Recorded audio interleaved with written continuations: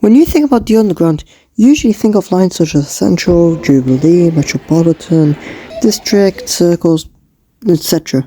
But there's always one line we seem to forget in particular, and that is, obviously, the Waterloo and City line. And in this video, I'll literally be explaining why it exists and what's the point of it. The whole Underground out of the 11 lines, the Waterloo and City line is the shortest Underground line.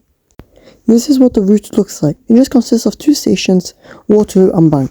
The Waterloo and City line is also fully underground as well as the Victoria line.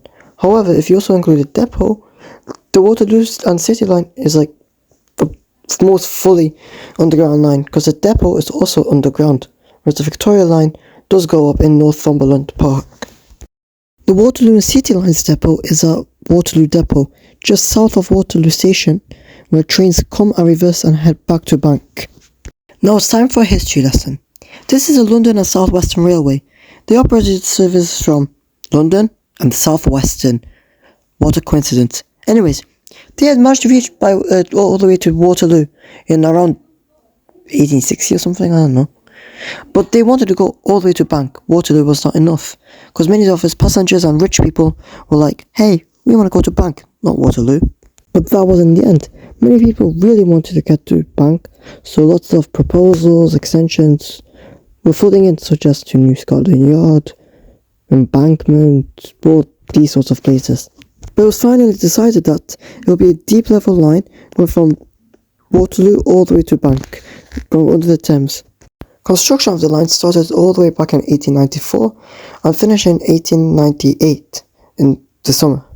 In 1933, these trains were rolled onto the Waterloo and City line. It's the class 487 and was, recycled from old London Underground trains.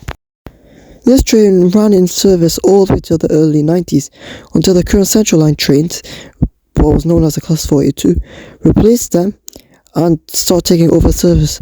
But also note that at this time, all the train companies were nationalised and not privatised. And then in 1994, when the National Rail started to become privatised, London Underground bought the line just for £1. The Waterloo and City line is closed on weekends and only operates between Monday and Friday, as you can see on the screen. Nowadays, the line is just operated on weekdays and used by commuters who goes from the south to the City of London.